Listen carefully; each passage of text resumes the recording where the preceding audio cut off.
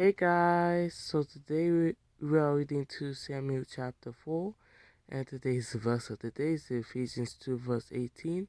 For through him we both have access to the Father by one Spirit. Amen. So today we're reading 2 Samuel chapter 4. 2 Samuel chapter 4.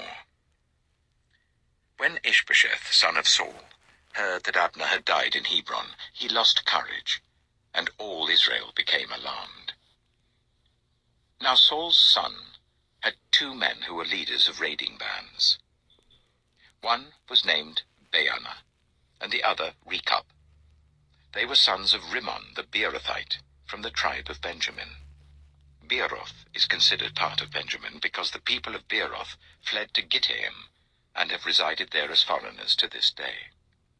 Jonathan, son of Saul, had a son who was lame in both feet. He was 5 years old when the news about Saul and Jonathan came from Jezreel. His nurse picked him up and fled, but as she hurried to leave, he fell and became disabled. His name was Mephibosheth.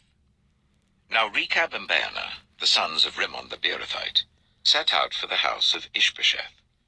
And they arrived there in the heat of the day while he was taking his noonday rest.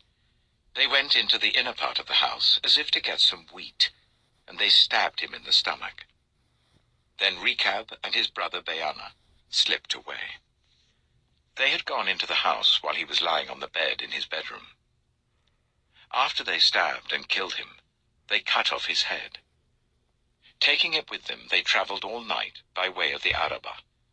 They brought the head of Ishbosheth to David at Hebron and said to the king, "Here is the head of Ishbosheth, son of Saul, your enemy, who tried to kill you. This day the Lord has avenged my lord the king against Saul and his offspring." David answered Rechab and his brother Baanah, the sons of Rimmon the Beerothite, "As surely as the Lord lives, who has delivered me out of every trouble, when someone told me, 'Saul is dead,' and thought he was bringing good news, I seized him and put him to death in Ziklag. That was the reward I gave him for his news. How much more, when wicked men have killed an innocent man in his own house and on his own bed? Should I not now demand his blood from your hand and rid the earth of you?" So David gave an order to his men, and they killed them. They cut off their hands and feet and hung the bodies by the pool in Hebron. But they took the head of Ishbosheth and buried it in Abner's tomb at Hebron. Amen. So that was 2 Samuel chapter 4, and tomorrow we'll read 2 Samuel chapter 5. I'm going to read off here, and you guys have a blessed night. Amen.